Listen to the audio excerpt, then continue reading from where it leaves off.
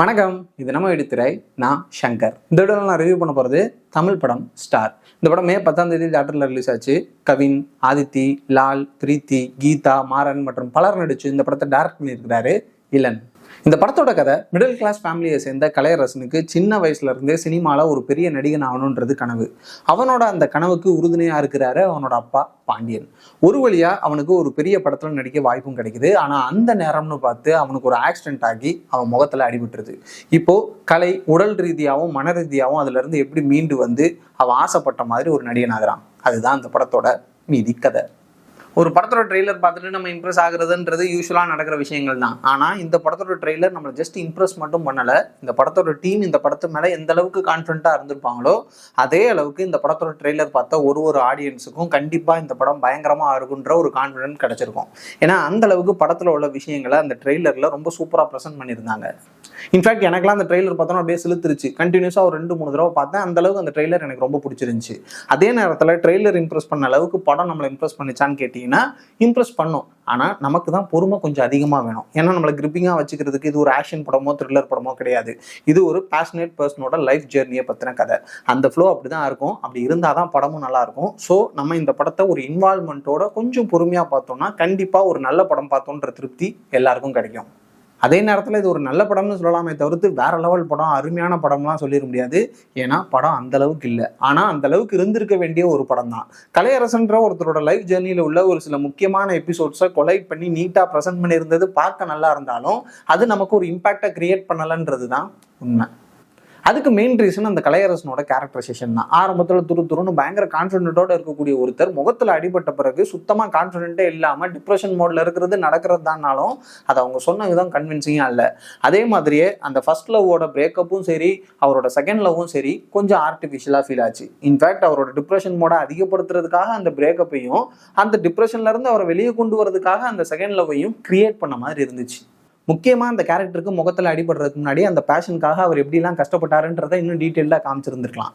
என்னதான் பாம்பேக்கு போய் தான் பண்ணுறதெல்லாம் ஆக்டிங்கே இல்லைன்னு ரியலைஸ் பண்ணி ரொம்ப கஷ்டப்பட்டு அந்த ஆக்டிங் கோச்சிங்கில் சேர்ந்து கற்றுக்கிறதெல்லாம் பார்க்க நல்லா இருந்தாலும் அந்த கோச்சிங் முடிச்சு கொஞ்ச நாள்லேயே அவருக்கு ஒரு ஆப்பர்ச்சுனிட்டி கிடச்சிருது.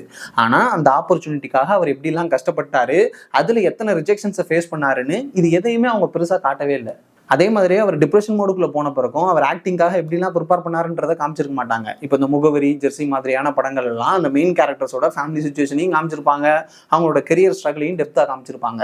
ஆனால் இங்கே எதையுமே டெப்த்தாக காமிக்காம சின்ன சின்ன கிளிம்ஸாக காமிச்சு கதையை கடத்தி கொண்டு போனதுனால தான் இந்த படம் நமக்கு ஒரு இம்பாக்டை கிரியேட் பண்ணலை. அதே நேரத்தில் படத்தோட கிளைமேக்ஸ் உண்மையிலே செம்ம போல்டான அட்டெம்ப்ட். அதுக்காகவே நம்ம டேரக்டரை கண்டிப்பாக பாராட்டி ஆகணும். இன்ஃபேக்ட் அப்படி ஒரு கிளைமேக்ஸ் இருக்கணுன்றதுக்காக தான் கதையில் நிறையா விஷயங்களை ஆட் பண்ணியிருந்தாங்க.